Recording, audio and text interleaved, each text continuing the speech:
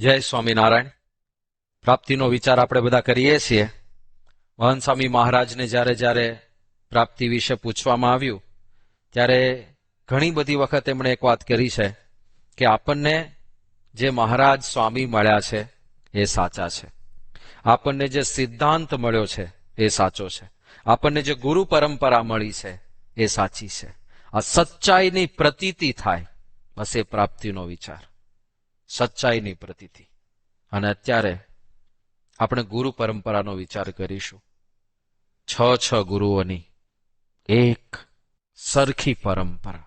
જેવો પ્રભાવ અને પ્રતાપ ગુણાતીતાનંદ સ્વામીનો હોય એવો જ ભગતજી મહારાજમાં દેખાય, એવો જ શાસ્ત્રીજી મહારાજમાં, યોગીજી મહારાજમાં, પ્રમુખ સ્વામી મહારાજમાં, મહંત સ્વામી મહારાજમાં અત્યારે આપણને દેખાય. બે વસ્તુ હોય, જીવનની શુદ્ધિ અને સામર્થ્ય, અને બંનેનો અનુભવ થાય.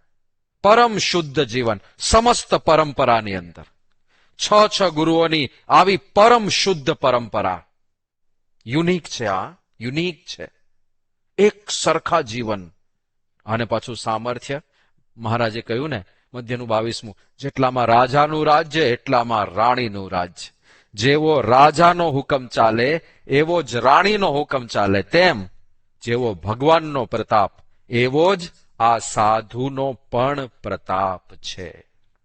એટલે એમના પ્રતાપનો, એમના પ્રભાવનો અને એમની સાધુતાનો બધાયનો અનુભવ આખી પરંપરામાં થાય. ગુણાતીતાનંદ સ્વામીનો વિચાર કરીએ, કેવું શુદ્ધ જીવન, કેવું સંયમિત જીવન. ઘણા બધા વિરોધમાં હતા, સ્વામિનારાયણ મંદિરના વિરોધમાં, સંતોના વિરોધમાં, પણ ગુણાતીતાનંદ સ્વામી માટે મનમાં વિરોધ હોવા છતાં પણ એમના શુદ્ધ વર્તન માટે એમને પણ બોલવું પડતું કે આ ગુણાતીતાનંદ સ્વામીનું બ્રહ્મચર્ય જોઈને અમારા કાળજા તૂટી જાય છે. કેવું વર્તન હશે, કેવું અક્ષુણ્ય બ્રહ્મચર્ય હશે, કેવી સંયમિત દ્રષ્ટિ હશે, અને કેવી એ બ્રહ્મચર્યની આભા હશે. નિસ્વાદી વર્તમાન કેવું, પેલા નાગરને સ્વાદ હતો અને જિજ્ઞાસાથી આવ્યા કે આટલું મોટું મંદિર છે તો એના મહંતો શું જમતા હશે, અને ત્યાં જઈને જોયું છાશ અને રોટલો જમતા હતા. એનો સ્વાદ ટળી ગયો. તો સદગુણો સંપૂર્ણપણે દેખાય અને સામર્થ્ય. આમ જોઈએ તો ભગવાનનું અને સંતનું મોટામાં મોટું સામર્થ્ય કયું? આપણને માયાથી પર લઈ જાય, આપણા દોષ ટાળી દે, આપણને નિર્દોષ કરી દે. એ મોટામાં મોટું સામર્થ્ય છે. અને એ સામર્થ્ય અનુભવાયું કેટલા બધાને. ગુણાતીતાનંદ સ્વામી તો છડે આમ કહેતા કે જુનાગઢ આવો, તમારી ગ્રંથિઓ ગાળી દો. ઉપેન્દ્રાનંદ સ્વામીને કહ્યું જુનાગઢ આવો અને સાધુતાના જે 30 લક્ષણ છે, એક લક્ષણ ખૂટે છે, પૂરું કરી દો. અને ઉપેન્દ્રાનંદ સ્વામી ગયા. ગુણાતીતાનંદ સ્વામીએ ખાલી એમને ગાર લીપવાની સેવા સોંપી, અને એ ત્રીજા માળે મેળા ઉપર ગારની થાપ દેતા હતા. ગુણાતીતાનંદ સ્વામી જોવા માટે ગયા કે કેવી સેવા થાય છે. આંખ સાથે આંખ મળી કામ ખેંચી લીધો. આવા એક બે હરિભક્તો નહોતા, આખી હારમાળા. રઘુવીરજી મહારાજને પણ એમણે કહેલું કે ભગવત પ્રસાદજી મહારાજને વ્યવહાર સોંપીને જૂનાગઢ આવો તીર્થવાસી થઈને, તમારી ગ્રંથિઓ ના ગાળી દઉં તો હું ગુણાતીત નહીં. અને રઘુવીરજી પણ એવા શૂરવીર, એમણે કહ્યું કે હું ના આવું તીર્થવાસી થઈને તો હું રઘુવીરજી નહીં. અને ગયા, વર્ષો સુધી સમાગમ કર્યો. ગોરધનદાસ કોઠારીને શાસ્ત્રીજી મહારાજે પૂછેલું, કારણ કે ગોરધનદાસ કોઠારી વડતાલના કોઠારી હતા, રઘુવીરજી મહારાજના વખતથી એ કોઠારી હતા, અને છેક લક્ષ્મી પ્રસાદજી મહારાજ સુધી. તો શાસ્ત્રીજી મહારાજે ગોરધનદાસને જયારે પૂછ્યું કે રઘુવીરજી મહારાજ, ગુણાતીતાનંદ સ્વામી અક્ષર બ્રહ્મ છે એવું સમજતા હતા?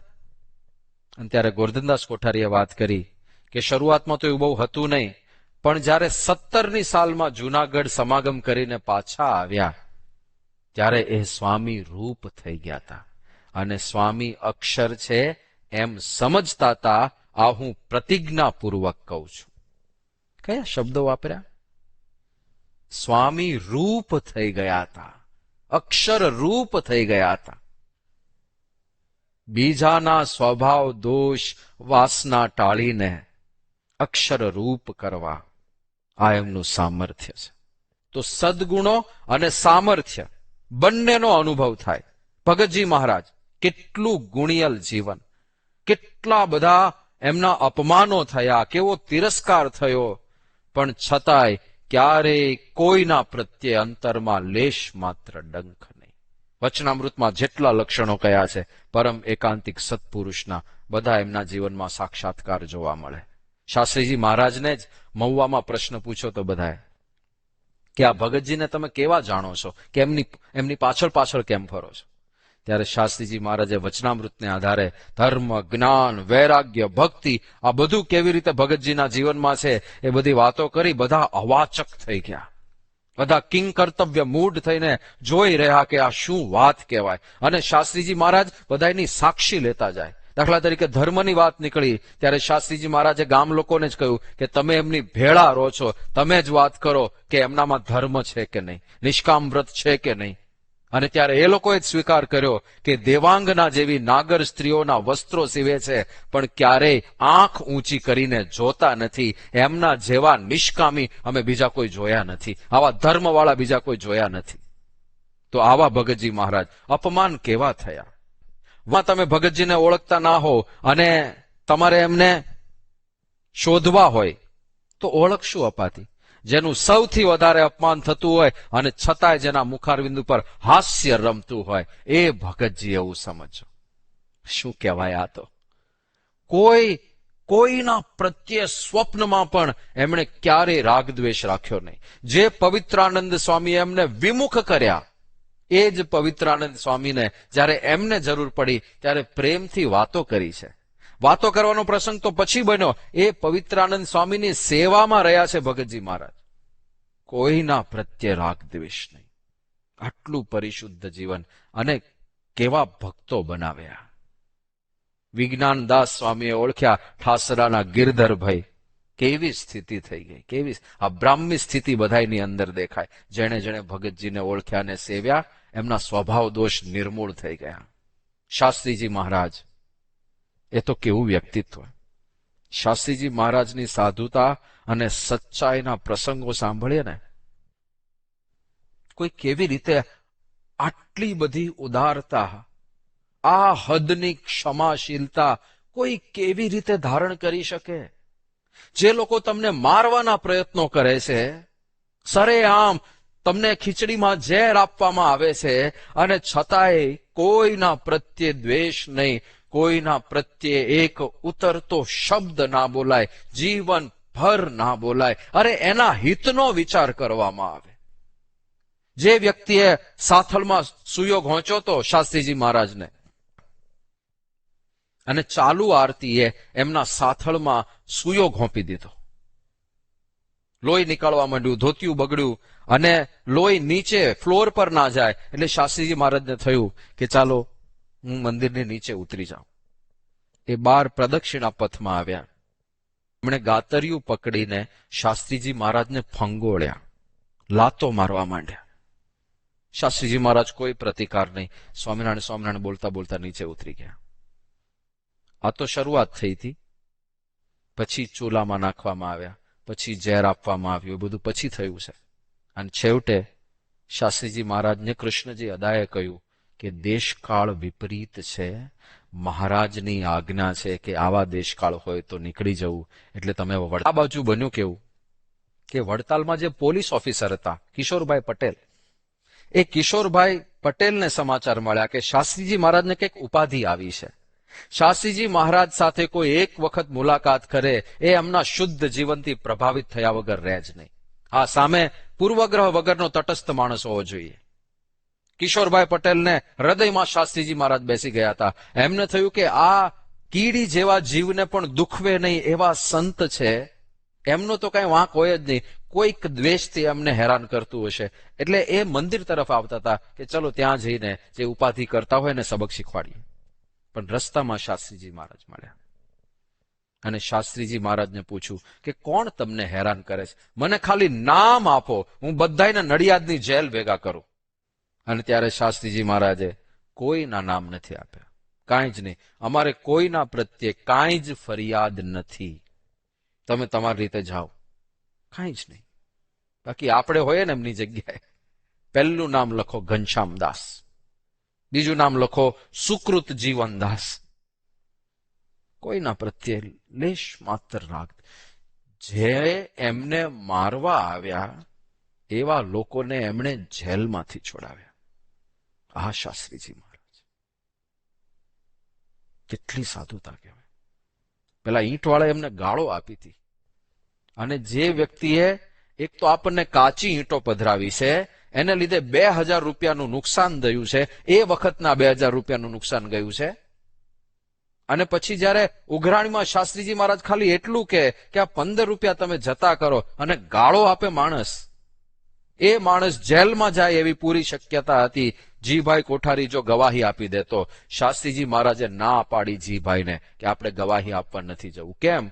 શાસ્ત્રી મહારાજ કે બિચારો ગરીબ માર્યો જશે. આ ત્રણમાંથી એક પણ શબ્દ આપણા મોઢામાંથી ના નીકળી શકે. બિચારો, ગરીબ, માર્યો જશે. આપણે તો એવું જ બોલીએ, એ જ લાગનો છે. ભગવાન કે યહાં દેર હૈ, અંધેર નહીં. આવા બધા જ્ઞાનની વાતો નીકળે, કર્મના સિદ્ધાંતની વાતો નીકળે, પણ આવા વ્યક્તિ જેને તમને ગાળો આપી હોય એના પ્રત્યે પણ ક્ષમા ભાવના રાખવી, એમના પ્રત્યે પણ ઉદારતા રાખવી, એને પણ ખુલ્લા હૃદયે માફ કરીને એનું હિત ચિંતવવું, એનું અહિત ના થાય એવો પ્રયાસ કરો. આ સાધુતા ધારણ કરી. અને પ્રતાપ પણ કેવો, કાંઈ જ નહોતું. નિર્ગુણદાસ સ્વામી લખે છે ને પત્રોમાં, કાંઈ જ નહોતું, ગ્રાઉન્ડ ઝીરો. હાથે પગે નીકળ્યા વડતાલથી, અને 5 મહાલય જેવા મંદિરો. શાસ્ત્રીજી મહારાજનો પ્રભાવ અને પ્રતાપ જોઈને હરિભક્તોને ખુમારી ચડી જતી કે આ શું સ્વામી વાત કરે છે, આ શું સ્વામી કાર્ય કરે છે. સખી જુઓ, આ સ્વામી પુરુષોત્તમ પામી. બધાને પ્રતીતિ હતી કે આ સ્વામી સ્વરૂપે સાક્ષાત શ્રીજી કાર્ય કરી રહ્યા છે. બાકી આવું કાર્ય ના થાય, આવા મંદિરો ના બને. અરે ખાવાના ફાંફા હોય, ખીચડી રાંધવા માટે વાસણ ના હોય, ત્યારે સારંગપુરના મંદિરનો સંકલ્પ થાય. આ સાઈઝનું મહાલય સમૂહ મંદિર, 108 ફૂટનું મંદિર, એવો સંકલ્પ કોઈને થતો હશે? શાસ્ત્રીજી મહારાજનો પ્રતાપ. યોગીજી મહારાજ, એમનું જીવન, શું ત્યાગ, શું વૈરાગ્ય, કેટલું સહન કર્યું. 17 વર્ષ સુધી વિજ્ઞાનદાસ જેવા વ્યક્તિનો ત્રાસ એમણે સહન કર્યો. અને છતાંય જીવનભર ક્યારે એક હલકો શબ્દ એમના માટે ના બોલાય. આ કેવી સાધુતા કહેવાય. બૃહદ વૈરાગ્યવાન, સહન શક્તિમાં એકા, કોઈ વિષયની લાલસા નહીં. અન્નકૂટના દિવસે જ્યારે હજારો વાનગીઓ સામે હોય અને માણસ વિચાર કરતો હોય કે આજે આ જમીશું, આજે આ જમીશું, એ દિવસે યોગી બાપા ઉપવાસ કરી નાખે. સારી રસોઈ હોય ત્યારે ઉપવાસ, ગમે ત્યારે ઉપવાસ, 7 ઉપવાસ તો સાહજિક કરી નાખે. દેહનો કોઈ વિચાર ક્યારે નહીં. આમ તો આ બધાના વિચરણની અને ભીડાની ગાથા ગાવા બેસીએ ને તો કેવું વિચરણ કર્યું શાસ્ત્રીજી મહારાજે. ભાંગતી તબિયતે વાહ હોય પગમાં, કેવા વિચરણ કર્યા. યોગીજી મહારાજે કેવા વિચરણ કર્યા. અહીંયા જોડીનો કાપો પડી ગયો યોગી બાપાને. કેટલી જોડી માંગી હશે. ગામો ગામ ફરીને ભટકીને રસોઈ બનાવવાની અને અક્ષર પુરુષોત્તમની વાતો કરી છે એમણે આ રીતે. પ્રમુખ સ્વામી મહારાજને તો આપણે નજરે જોયા ને, શરીર વાટી નાખ્યું. 95 વર્ષ સુધી, જીવનના છેલ્લા શ્વાસ સુધી પોતાનો વિચાર જ નહીં, કેવળ બીજા માટે સંત પરમ હિતકારી. અને આવા ગગનચુંબી મંદિરો દેશ વિદેશોમાં બનાવ્યા. આખી દુનિયાની અંદર સક્કો બેસાડી દીધો સ્વામિનારાયણ નામનો, અને છતાંય પણ અહંકારનો લેશ ના જોવા મળે. લેશ માત્ર અહંકાર નહીં છે ને. આપણે નજરે જોયા ને આ પુરુષોને. મહંત સ્વામી મહારાજને આપણે અત્યારે જોઈ રહ્યા છીએ. રોબિન્સવિલમાં અક્ષરધામ બનાવવું, અબુધાબીમાં હિન્દુ મંદિર બનાવવું, આવા જબરજસ્ત કાર્યો કરવા, અને છતાંય હાથ જોડીને રહેવું, ક્યારે એનો ઉલ્લેખ ના કરવો, અશક્ય શક્ય બનાવવું, કોઈને વિશ્વાસ ના આવે. પ્રમુખ સ્વામી મહારાજની વાત કરીએ, એલે મંદિર વખતે કોઈને વિશ્વાસ નહોતો આવતો કે આ મંદિર બને, આવી રીતે બને. હજી પરમિશન મળી નથી અને કામ ચાલુ કરી દેવાનું, આ કરી દેવાનું. મને દેખાય છે. મહંત સ્વામી મહારાજ અબુધાબીના પત્રમાં લખે છે, મને દેખાય છે રાજા સાહેબ રખેવાળ બનશે. એલા કોણ બોલી શકે? એ રાજા કે આ સત્સંગી છે તમારો, એક બીજા દેશનો રાજા છે જે તમારા ધર્મને પણ માનતા નથી, એવા વ્યક્તિ માટે તમે મંદિર બનતા પહેલા પત્રમાં લખી દો કે રાજા સાહેબ રખેવાળ બનશે. સંતત્વ અને પ્રતાપ બંને આખી પરંપરામાં એક ધાર્યું, એક સરખું અક્ષુણ્યપણે જોવા મળે. અને ત્યારે આપણા અંતરમાં પ્રતીતિનો રણકાર આવ્યા વગર રહે નહીં કે આ સચ્ચાઈ છે, આ સાધુતાની સચ્ચાઈ છે, આ પ્રભાવની સચ્ચાઈ છે, આ શ્રીજી મહારાજના પ્રાકટ્યની સચ્ચાઈ છે. આ એ સંત પરંપરા છે જેની આંખમાં જોનારા ભગવાન છે, જેના પગમાં ચાલનારા ભગવાન છે, જેની બધી ઇન્દ્રિયોમાં ભગવાનનો નિવાસ છે. અને એવા ગુરુના ખોળામાં આપણે બેઠા છીએ. એ સંત આપણા ગુરુ છે. એમના દર્શન આપણે આ આંખોથી કર્યા, એમની વાણી આપણે આ કાનોથી સાંભળી, આપણા મસ્તક ઉપર એમના હાથ પડ્યા, આપણા હૃદયમાં એ શાસન કરે છે. કેટલી મોટી વાત છે.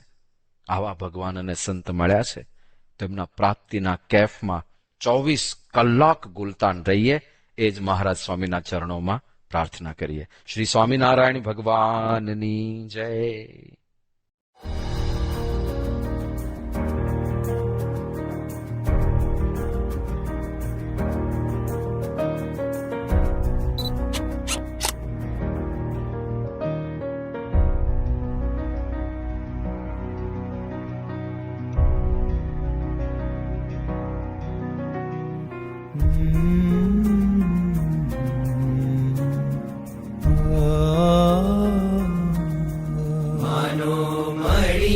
મોટી વાત હાથ આવી તે મહાર જોરે, કરી જતન દિવસ રાત સુતા બેઠા સંભાર જોરે. સાચો મળ્યો છે સત્સંગ અંગે અચડ કરી રાખજો રે. રખે ચડે બીજાનો રંગ એવો દાપણ દોર નાખજો રે. We satsang keep firmly at any cost. સત્સંગ જે તમારી ચોઈસ આવે કે whether to do this or સત્સંગના નિયમ લોકપા કે ના લોકપા. તો એટ ક્રિટિકલ મોમેન્ટ આવે કે where you are confused and you don't know, તો તે વખતે સત્સંગ બાજુ ઢળવું, inclination to satsang, incline to satsang. તો દેટ ઇઝ બેસ્ટ વે. કેમ કે બીજું બધું તો આવ્યું છે ગયું છે, it is not, it does not matter much. પણ સત્સંગ વી શુડ નોટ લૂઝ. ઘણા મોંઘા જે ઘન શ્યામ નાવે, નજરે ન મળે કોઈને રે. અક્ષરવાસી આઠો જામ જેને રહ્યા છે અખંડ જોઈને રે. અતિ થઈને દિન આધીન નિત્ય નમાવે છે શીશને રે. લગની લગાડી લેલીન જોઈ રહ્યા છે જગદીશને રે. શ્રીજી મહારાજ મળ્યા છે. અનંત જન્મથી આપણે ભટકીએ છીએ, અનંત જન્મથી. અને આ જન્મે આપણને ભેટો થયો. અને એટલા ભગવાન, બીજા લોકો તો દર્શન કરવા માટે કેટલા કેટલા તલપાપડ થાય, આપણે તો ભગવાન મળ્યા. શાસ્ત્રીજી મહારાજ મળ્યા, યોગી બાપા મળ્યા, પ્રમુખ સાહેબ મળ્યા. હવે મૂળ મુદ્દો આ છે કે જ્યારે ભગવાન પ્રગટ હોય ને એ ન ઓળખાય. મનુષ્ય ભાવ આયા જ કરે, આયા જ કરે. થોડી થોડી વાતમાં સ્વામી આમ કેમ કર્યો, સ્વામી આમ કેમ કર્યો. શાસ્ત્રી મહારાજ, શ્રીજી મહારાજમાં આવતો મનુષ્ય ભાવ. અને મનુષ્ય તો એ મનુષ્ય ચરિત્ર કરે જ, દિવ્ય ચરિત્ર કરે તો એટલે ખોટું પડી જાય. એટલે મનુષ્ય તરીકે આવે એટલે મનુષ્ય જ બધા કરે, તમને ભૂલાડી દે એવા મનુષ્ય કરે. પણ એમાંય જો દીવ ભાવ રહે તો કામ થઈ જાય. મહારાજ સ્વામી મળ્યા છે, ક્યારેય મળ્યા નથી, અને જતન કંઈ ન રાખવું. કિયા જીવ કિયા જગદીશ જાણો, જૂજવીએ જાત છે રે, મર આપીએ સો શીશ તોય વણમાળાની વાત છે રે. કિયા કીડી કરી મેળાપ, ભેડું થાવા ભારે ભેદ છે રે. કિયા પૂર્ણ પુરુષોત્તમ વાપ, કિયા જીવ જેને બહુ કેદ છે રે.